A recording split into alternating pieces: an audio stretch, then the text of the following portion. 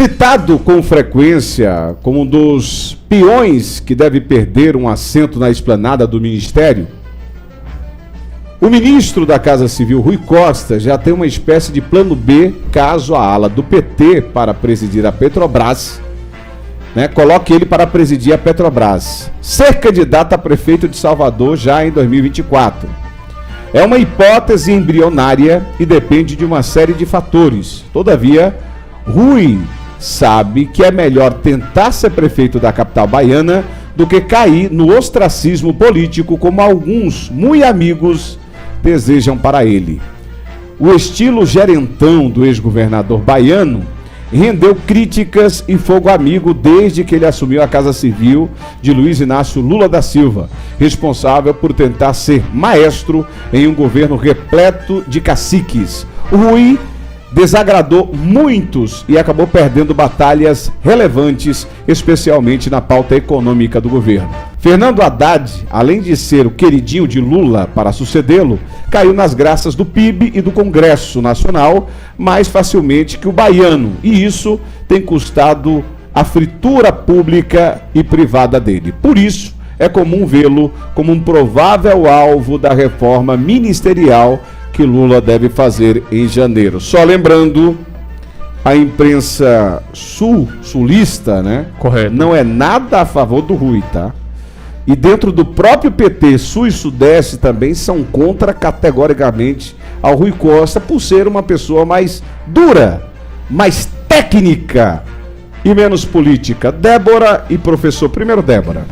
Bom, eu acho, apesar do Rui ter tido 2 mandatos, Isso. Aqui como governador do estado da Bahia, ele vai encontrar uma dificuldade caso ele venha de fato ser candidato a prefeito da capital baiana, que o estado é uma coisa como um todo, a capital é outra, e as pessoas estão cada vez mais tomando a aversão desse jeito de administrar mais da esquerda. Ele de fato tem sofrido frituras de dentro e fora. Teve aquela fala que ele fez aqui. A primeira briga dele foi com o Janja, sobre os móveis. Isso, essa queda de braço.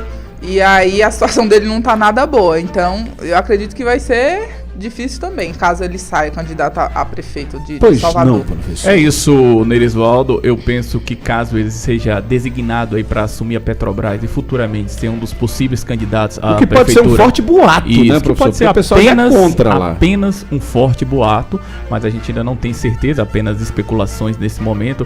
Eu penso que caso ele seja o candidato, ele seria o candidato que pode salvar o Partido dos Trabalhadores a nível de prefeitura, a nível de Salvador, visto que o partido até o exato momento não conseguiu emplacar um nome forte, um nome de representatividade. Mesmo com todas as críticas ao Rui Costa, a gente precisa reconhecer que de fato é por isso que inclusive ele não agrada a todos dentro do Partido dos Trabalhadores, ou ele tem um grande peso nesse sentido caso ele venha para essa disputa a nível de prefeitura de Salvador. E como eu disse, ele pode ser a última esperança que ainda existe aí no Partido dos Trabalhadores a nível de prefeitura, já que o PT nunca conseguiu vencer as eleições municipais dentro de Salvador. É importante dizer nesse sentido e colocar que a nível de Brasília, de fato, o Rui Costa não tem agradado, até por conta desse perfil mais técnico, esse perfil mais gerente que ele tem, e pensando um sucessor de Luiz Inácio Lula da Silva, eu acredito que cada vez mais tem ficado cada vez mais claro que é o Haddad, que é o queridinho de Lula. É político, É político e tem agradado necessariamente algum outro segmento, até segmentos mais conservadores da nossa sociedade, certo? Como aí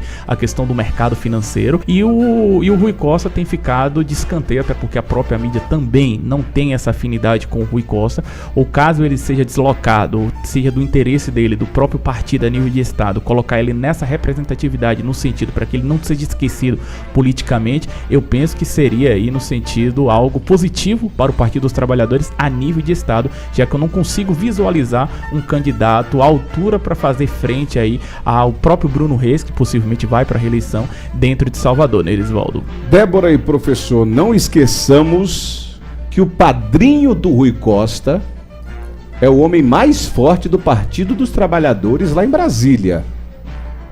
Depois do presidente Lula é quem tá do lado ali, ó. Chama-se Wagner. Jacques Wagner.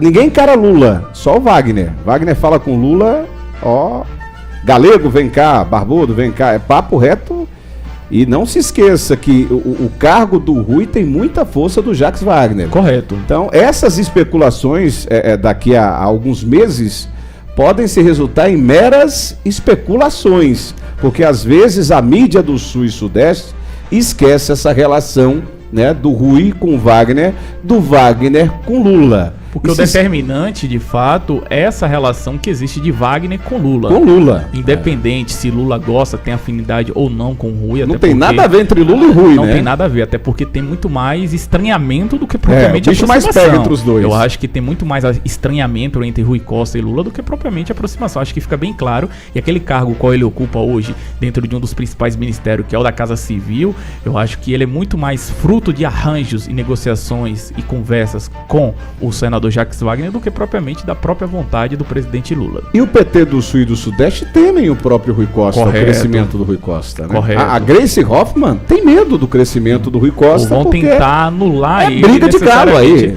Gleice e Rui é briga. Ou vão tentar anular Rui Costa e vão tentar dar mais fôlego ao atual ministro do Planejamento da Economia, o Fernando Haddad, que é o queridinho de Luiz Inácio Lula da Silva e de boa parte da ala do PT, sobretudo do Sul e Sudeste. Acho que o Haddad é muito mais bem-vindo do que propriamente o Rui Costa. Eu sei que eu estou ansiosa aí para 2024 para ver esse saldo aí das prefeituras.